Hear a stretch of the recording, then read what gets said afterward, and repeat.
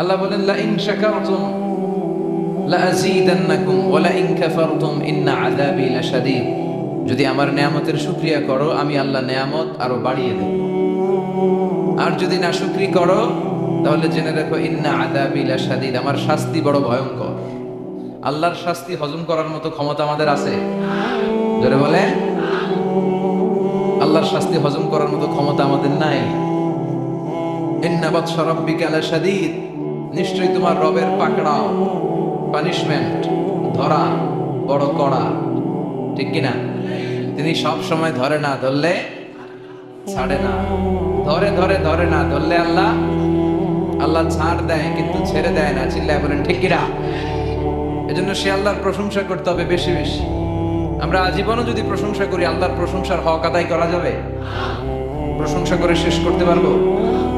আল্লাহ বলেন পৃথিবীর সব সাগরের পানি যদি কালি হয়ে যায়, পৃথিবীর সব গাছগুলো যদি কলম হয়ে যায়, সাগরের জল নামক কালি দিয়ে, এই গাছ নামক কলম দিয়ে আমি আল্লাহর প্রশংসা যদি তোমরা লিখতে শুরু করে দাও, সাগরের জল ফুরিয়ে যাবে, পৃথিবীর সব গাছগুলো শেষ হয়ে যাবে, কিন্তু আল্লাহর প্রশংসা করে শেষ করা যাবে না।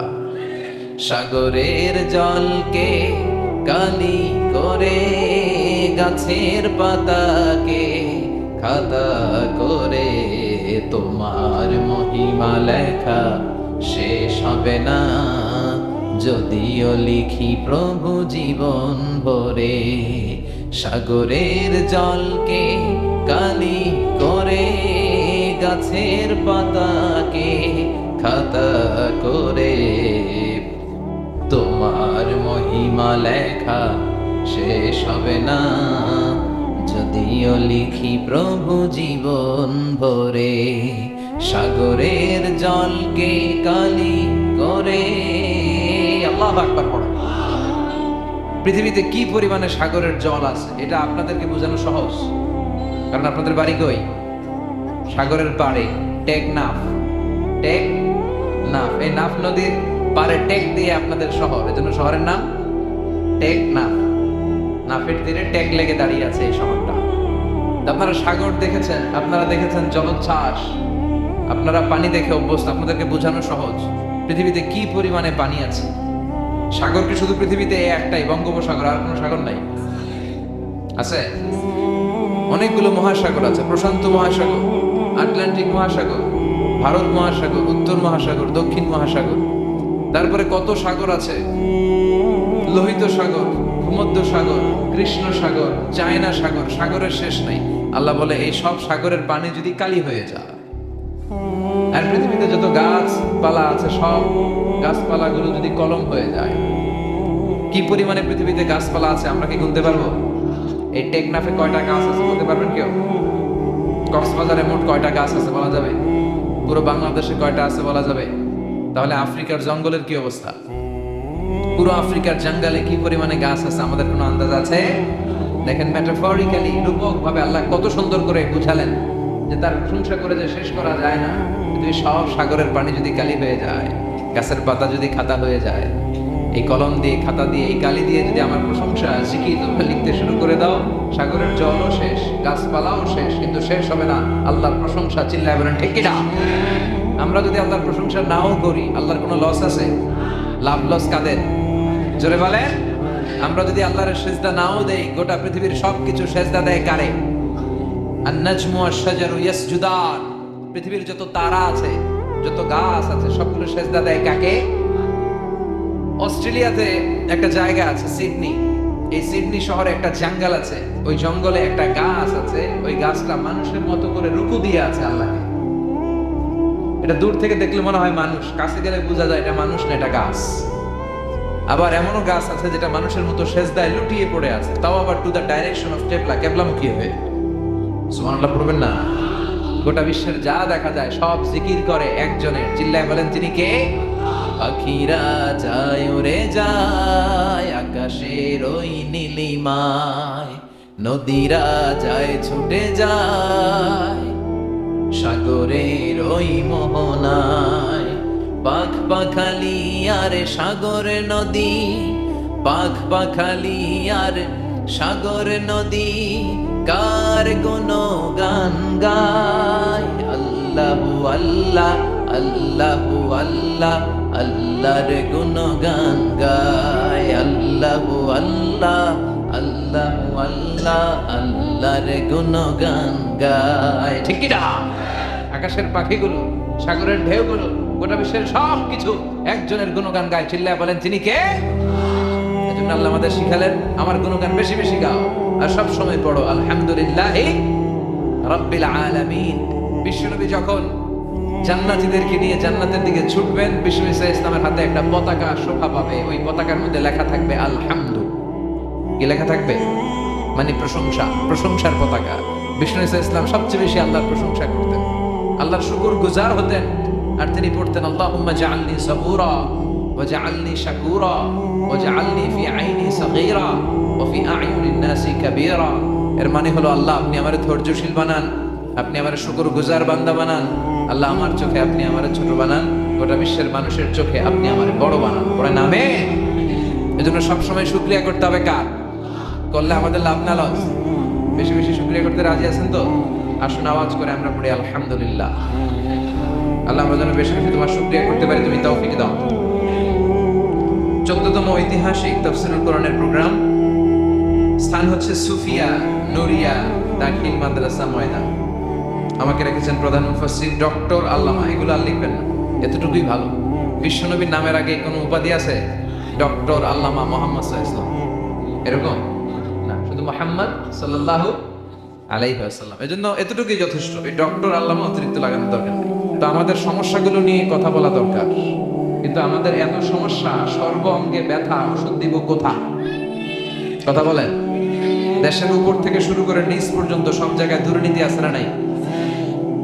ঘুষ আছে না নাই? টেকনাফে নাই? টেকনাফে আছে।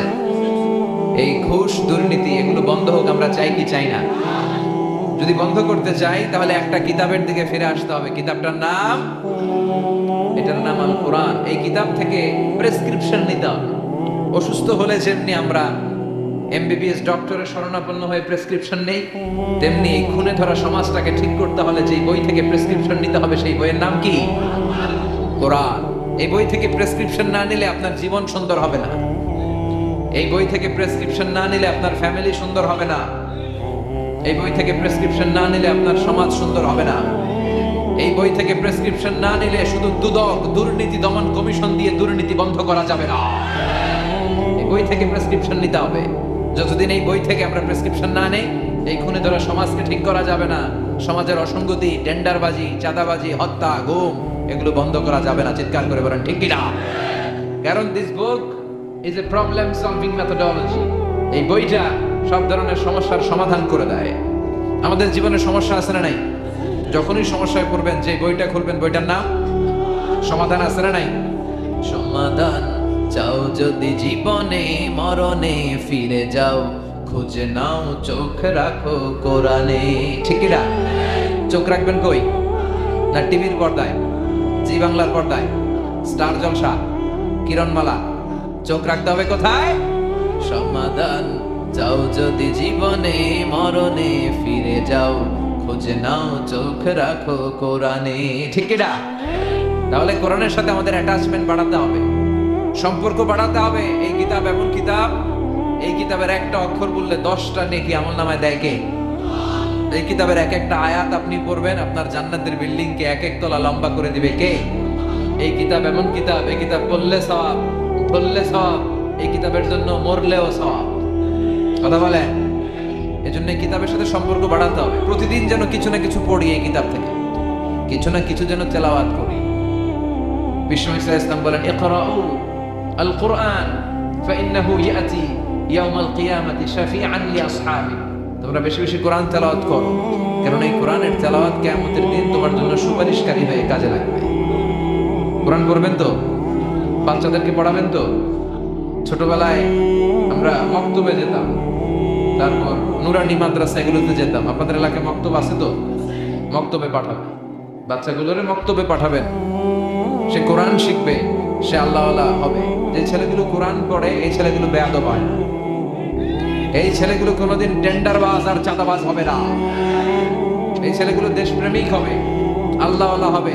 দেশের দশের কাজে লাগবে, ঠিক কিনা? আর যদি কোরআন না পড়ে তাহলে দেশের 12টা বাজাবে, দুর্নীতি করে দেশটারে জাহান্নামের আড্ডাখানা বানাবে, সংসদে যে ইসলামকে গালি দিবে আর ইসলামের নাম দিবে মোল্লাতন্ত্র, চিল্লায় বলে, ঠিক কিনা? এজন্য কোরআনের সাথে সম্পর্ক বাড়ানোর দরকার। কোরআন আমাদেরকে শিক্ষিত হতে বলে, সভ্য হতে বলে, সিভিলাইজড হতে বলে। কোরআনের প্রথম কথা হচ্ছে পড়ো। কোরআনের প্রথম কথা কি? ইকরা বিসমি রাব্বিকাল্লাযী খালাক, read in the name of your lord who has created. পড়ো তোমার প্রভুর নামে যিনি তোমায় তৈরি করেছেন। এজন্য কোরআন যারা পড়বে তারা হবে শিক্ষিত, ভদ্র, মার্জিত। এজন্য প্রতিদিন কোরআন তেলাওয়াত করতে রাজি আছেন? প্রতিদিন কিছু না কিছু হলেও কোরআনের বঙ্গানুবাদ পড়তে রাজি আছেন? এটা খুব জরুরি। মাতৃভাষায়, আমি সব জায়গায় বলার চেষ্টা করি যে মাতৃভাষায় কোরআন পড়তে হবে, কোরআনের বঙ্গানুবাদ পড়তে হবে, তবেই জানা যাবে যে এই কোরআনে আল্লাহ আমাদের জন্য কি বলেছেন। যা বলার আল্লাহ সব বলে দিয়েছেন, নতুন করে আর কিছু বলবে? সব কোরআনের ভেতরে আছে না নাই? এই কোরআনে শুরু হয়েছে বা দিয়ে, কি দিয়ে? শেষ হয়েছে কোরআনটা সিন দিয়ে, কি দিয়ে? মিনাল জিন্নাতি ওয়ান নাস। এই যে সিন, বা আর সিন মিলালে কি হয়? বাস। এবার বাসে চড়ে কক্সবাজার চল। হ্যাঁ, এই বাস মানে এনাফ, বাস মানে যথেষ্ট। কেমন যেন আল্লাহ বুঝাতে চাইলেন সূরা ফাতিহা থেকে শুরু করে নাস পর্যন্ত যা দিলাম এটাই তোমাদের জন্য বাস, যথেষ্ট। হেদায়েতের জন্য নতুন কিছু লাগবে না। এই জন্য কোরআন and Sunnah hour way to জান্নাহ। এই কোরআন এবং বিশ্বনবীর সুন্নাহ এটাই আমাদেরকে জান্নাতে নিতে পারে, ঠিক কি না? আসুন কোরআন সুন্নাহ আমরা চর্চা করি, আমরা পড়াশোনা করি আর নিজেদেরকে আলোকিত করি। কোরআন পড়লে আপনাকে আলোকিত করবে কে? এই কোরআনে আলো আছে না নাই? এই কোরআনের নাম দিয়েছেন আল্লাহ নূর। কি নাম দিয়েছেন? কিতাবুন আনজালনাহু ইলাইকা লিতুখরিজান নাস মিনাজ যুলুমাতি ইলান নূর। ও Muhammad, my beloved messenger, I've revealed this holy and sacred book unto you in order to lead the mankind out of darkness into the light. ও নবী, কোরআনকে আমি পাঠিয়েছি এজন্য যে আপনি কোরআন দিয়ে অন্ধকারগুলোকে অন্ধকার থেকে টেনে আলোর পথে নিয়ে ছেড়ে দিবেন, জাহান্নাম থেকে বের করে জান্নাতে ঢুকিয়ে দিবেন। আলহামদুলিল্লাহ পড়েন। এজন্য আসুন কোরআনের সাথে আমরা সম্পর্ক বাড়াই এবং নিজেদের জীবনকে আলোকিত করি। আল্লাহ তুমি তৌফিক দাও। সময় আমাদের কম, কথা অনেক বেশি, আবার কথা খুব লম্বা চূড়া করাও ঠিক নয়। বিষ্ণু ঈসা ইসলাম বলেছেন, খুতবুকুম তভিলা ও সলাওয়াতুকুম কসীরা। কিয়ামতের আগে তোমাদের খুতবা, বক্তব্যগুলো লম্বা হয়ে যাবে আর সালাতগুলো ছোট হয়ে যাবে। One of the minor signs before the day of judgment, your Islamic lectures will be very longer and your offering salah 5 times a day will be very shorter. কিয়ামতের আগে বক্তব্য হবে লম্বা চূড়া, কিন্তু নামাজ হবে খাটো খাটো। কথা কোন আছে না নাই? এখন বক্তব্য শুরু হইলে লোকজন উঠতে চায় না, কয় হুজুর আরো করেন। ওয়াজ অনেক টেস্ট লাগে, নামাজ টেস্ট লাগে না। আছে না নাই? উল্টা হয়ে গেল। বক্তব্য হবে ছোটখাটো, অল্প সময়ের নাসিহাত, এটা ভালো। আর সালাতে যখন দাঁড়াবেন লম্বা সালাত পড়বেন। বিষ্ণু ঈসা ইসলাম যখন সালাতে দাঁড়াতেন তিনি হাত বেঁধে নামাজ পড়তে পড়তে তাহাজ্জুদের সালাতে হাত ব্যথা হয়ে যেত, তখন বিষ্ণুনবী হাত ছেড়ে দিতেন। সুবহানাল্লাহ। আবার যখন এনার্জি ফিরে পেতেন, শক্তি ফিরে পেতেন, আবার হাত বাঁধতেন, আবার খারাপ লাগলে ছেড়ে দিতেন। তার মানে হাত ছেড়ে দিলেও নামাজ হয়, ঠিক কিনা? কিন্তু উপরে বাঁধবেন আর নিচে বাঁধবে, এই নিয়ে কিলাকিলি আছে না নাই? টেকনাফে মনে হয় কিলাকিলি ঢুকে নাই? হ্যাঁ, কেউ কয় আছে, কেউ কয় নাই। তো এগুলো কম, আলহামদুলিল্লাহ কম। এগুলো নিয়ে ফিতনা তৈরি করা যাবে না। আমাদের সালাতগুলো যেন লম্বা হয়, সালাত যেন ধীরে সুস্থে হয়। আমরা অনেকে নামাজও পড়ি, আবার ক্রিকেট খেলার দিকে মন যায়। আছে না নাই? মাশরাফি বিন মুর্তজা, এখন উনি তো আবার এমপি না? তো এমপি কে আউট হইলো না ছক্কা মারলো? টেনশন আছে না নাই? নামাজও পড়ে, টেনশনও করে, নামাজেও দাঁড়ায়, আবার সিরিয়াল শুরু হয়েছে কিনা ওই চিন্তাও করে। আর সাহাবারা যখন মরুভূমিতে নামাজে দাঁড়াতেন, মরুভূমির পাখিগুলো এসে সাহাবাদের মাথায় বসে যেত, কারণ পাখিগুলো মনে করতো এগুলো মনে হয় খেজুর গাছ। সুবহানাল্লাহ পড়বেন না? আবার বিষ্ণু বলতেন, সল্লু সলাতান মুআদ্দিয়া, মুসল্লা যখন দাঁড়াবা তুমি কল্পনা করো হতে পারে এটাই আমার জীবনের শেষ নামাজ। পারফর্ম দ্য সালাহ as if this is your last and final prayer. প্রত্যেক নামাজের জন্য মুসল্লা যখন দাঁড়াবেন একটু ভাববেন আর মনে করবেন হতে পারে এটা আমার জীবনের শেষ চান্স। এরপরে হয়তো আল্লাহকে সেজদা দেওয়ার সুযোগ আমি নাও পেতে পারি, ঠিক কিনা? হুট করে দুর্ঘটনা ঘটে যেতে পারে না? হ্যাঁ, কেউ যদি বোমা মেরে বসে একটা, সব শেষ। এই যে নিউজিল্যান্ডে গুলি মেরে কি করছে দেখছেন? আহা, এত নিষ্ঠুর হতে পারে একজন মানুষ, সেও তো রক্তে মাংসে মানুষ, তাকে এইভাবে গুলি করলে তার কেমন লাগতো?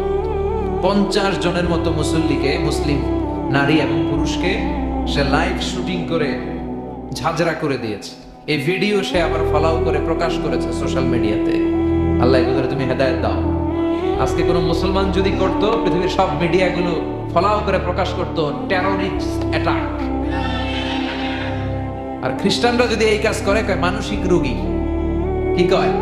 কয় হেতে পাগল, হেতে কি? আর মুসলমানরা করলে টেররিস্ট অ্যাটাক, জঙ্গি। ঠিক কিনা?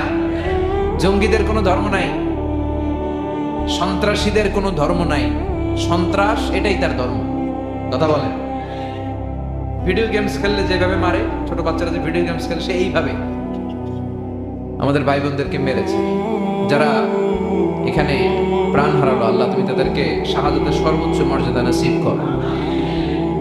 দেখেন গোটা বিশ্বব্যাপী এখন কি বলে এই লোকের ব্যাপারে। আজকে মুসলমান করলে গোটা বিশ্ব কেঁপে যেত। মুসলমানদের রক্তের এখন কোনো দাম নাই। একটা কুকুরের দাম আছে, কিন্তু মুসলমানের দাম নাই। চিল্লা এখন ঠিক কিনা? আমাদেরকে গোটা বিশ্বব্যাপী মারে, অত্যাচারের স্টিম রুলার, কিন্তু আমাদের পক্ষে কেউ যে একটা ধমকি দিবে এমন কোন নেতা আমাদের না। এক রিসেপ তাইয়েব এরদোগান, সে গোটা মুসলিম বিশ্বের জন্য চেষ্টা করে যাচ্ছে, কিন্তু ওর পিছনেও শত্রু আছে না নাই? ওর পিছনেও টিকটিকির অভাব নাই। কথা কন। আমাদের কোনো কম্বাইন্ড মিলিটারি নাই। 50টারও বেশি মুসলিম দেশ, আমাদের একটা যৌথ সেনাবাহিনীর দরকার ছিল কি ছিল না? আমাদের যদি যৌথ একটা মিলিটারি থাকতো, পৃথিবীর কোথাও মুসলমানরা আক্রান্ত হলে, কেউ এসে আক্রমণ করলে, আমাদের মিলিটারি সেখানে যে প্রতিরোধ করে তুলতো। চিল্লা এখন ঠিক কিনা? লিডারশিপ নাই, সেন্ট্রাল লিডারশিপ নাই, আমাদের কেন্দ্রীয় কোনো মিলিটারি নাই। গোটা বিশ্বব্যাপী আমরা মার খাই। উই আর ওয়েটিং ফর আল ইমাম আল মাহদি। ইমাম মাহদি আসার আগ পর্যন্ত কেউ আমাদেরকে একত্রিত করতে পারবে না। সম্মানিত ভাইয়েরা, বলছিলাম কোরআন এমন একটা কিতাব, যে কিতাব অন্ধকার থেকে মানুষকে আলোর দিকে নেয়। ঠিক কিনা? আলোর দিকে নেয়। আর বক্তব্য হওয়া উচিত খাটো, সালাত হওয়া উচিত লম্বা। সাহাবারা যখন সালাত পড়তেন, পাখি এসে মাথায় বসতো, আর পাখি কি মনে করতো? এটা খেজুর গাছ। সাইয়েদনা আলী রাদিয়াল্লাহু তাআলা আনহুর পায়ের ভেতরে তীর ঢুকেছে, যুদ্ধে জখম হয়েছে, উনি তীর বের করতে পারেন। তীর ধরে টান দিলে উনি চিৎকার মারে। বিশ্বনবী বললেন, আখিমিস সালাহ আরিহনা বিস সালাহ ইয়া বিলাল, বেলাল ইকামত দাও। আরেক সাহাবীকে বললেন, তুমি লুকিয়ে, আমরা যখন নামাজ পড়বো, তুমি আমার মেয়ের জামাই আলীর পা থেকে টেনে তীর বের করবে। বিষ্ণু যা বললেন সে তাই করলো। নামাজ চলা অবস্থায় সাইয়েদনা আলীর পায়ের কাছে যে টেনে তীর বের করেছে, ফিনকি দিয়ে রক্ত বেরিয়েছে, কিন্তু সাইয়েদনা আলী টের পায় না। উনিও নামাজ পড়ে, আমরাও নামাজ পড়ি। আমাদের নামাজের মধ্যে কোনো খুশু নাই, খুদু নাই। আল্লাহ বলেন, ক্বাদ আফলাহাল মুমিনুন আল্লাযীনা হুম ফী সালাতিহিম খাশিউন। Successful indeed are the believers who offer their 5 times salah with full of solemnity and submission. সফল তারা, ঈমান এনেছে যারা।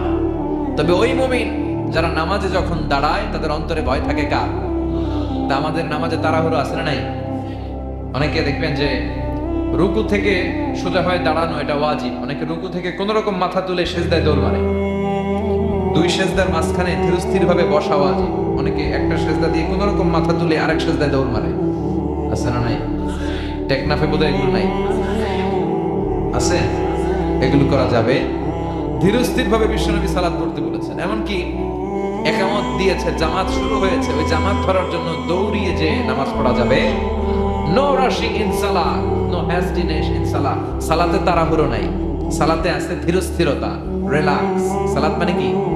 রিল্যাক্স করবেন আপনি, আরামসে দাঁড়াবেন, আরামসে রুকু করবেন। বিষ্ণু বলেছেন, ইদা উকিমাতিস সালাহ, যখন নামাজের একামত হয়ে যায়, ফালা তাআতুহা তাসআউন, তোমরা দৌড়ে দৌড়ে সালাতে যেও না। ওয়া আতুহা তামশুন, হেঁটে হেঁটে যাবা। একামত হয়েছে, দৌড় দিবা, হেঁটে হেঁটে। ফামা আদরাকতুম ফাসাল্লু, যতটুকু যে পাবে ততটুকু পড়বে। ওমা ফাতাকুম ফাতিমু, যেটা ছুটে যাবে পরে নিজে নিজে পড়বে, কবুল করে নিবে কে? আমাদের অনেকে আছে, নামাজ শুরু হয়েছে, উনি ওযু করতেছে, উনি টের পাচ্ছে কিছুক্ষণ পরে ইমাম সাহেব আল্লাহু আকবার বলে রুকুতে যাবে, আর রুকু ধরার জন্য অনেকে দেয় দৌড়। আছে না নাই? টাইলসের মসজিদে অনেকে দেয় দৌড়, এক লোক দৌড় দিছে, উল্টায় পড়ছে, লুঙ্গি একদিকে মুসল্লি আরেকদিকে। টাইলসের মসজিদে অজু করে দৌড় দিবেন না, খবরদার। অজু করে পিচ্ছিল পা থাকে, আস্তে আস্তে যাবে, না হলে দুর্ঘটনা ঘটে যাবে। দেখেন বিষ্ণুনবীর সুন্নাহ আছে যেখানে বরকত আছে, সুন্নাহ নাই যেখানে বিপদ আছে। এজন্য সালাত গুলো যেন ধীর স্থির ভাবে হয়। আবার সালাতের পরে তাসবিহ পড়ে না লোক, নামাজের পরে কি পড়া সুন্নাত? তাসবিহ। কিন্তু আমরা নামাজের পরে মুনাজাত দেওয়া সুন্নাত বানাই ফেলছি, আছে না নাই? আসসালামু আলাইকুম ওয়া রাহমাতুল্লাহ, আসসালামু আলাইকুম, আল্লাহুম্মা আমিন ইয়া আরহামার রাহিমিন, আছে না? তুমি কি বলবো আমিন ইয়া আরহামার রাহিমিন? এটা কি দোয়া? দোয়া করা সুন্নাহ, হাত তুলেও করতে পারেন, হাত তোলা ছাড়াও করতে পারেন, এটা জায়েজ আছে। কিন্তু সালাম ফিরানোর পরে বিশ্বনবী দোয়া করতেন না তাসবিহ পড়তেন? তাসবিহ পড়ে না, এই তাসবিহগুলো পড়ে না, সুন্নাত পড়ে দৌড়। বিশ্বনবী লম্বা সময় বসে বসে তাসবিহ পড়তেন, 33 বার সুবহানাল্লাহ, 33 বার আলহামদুলিল্লাহ, 33 বার আল্লাহু আকবার, 34 বার আল্লাহু আকবার, পড়ে না? আবার বিশ্বনবী ফরজ সালাতের পরে আয়াতুল কুরসি পড়তেন। বিশ্বনবী বলতেন, মান খারা আয়াতুল কুরসি দুবুরা কুল্লি সালাতিন মাকতুবা লাম ইয়ামনাহু মিন দুখুলিল জান্নাতি ইল্লা আল মাউত। প্রত্যেক ফরজ সালাতের পরে যে আয়াতুল কুরসি পড়বে তার জান্নাতে যেতে কোনো কিছুই বাধা দিতে পারবে না, একটা জিনিস ছাড়া, সেটা হলো মরণ। লোকটা মরে না, তাই জান্নাতে যায় না, মরলেই জান্নাতি। এত দামি ইবাদত তাসবিহ ছাড়া যাবে? কথা বলে। এজন্য ফরজ সালাতের পরে আমরা আয়াতুল কুরসি পড়ব।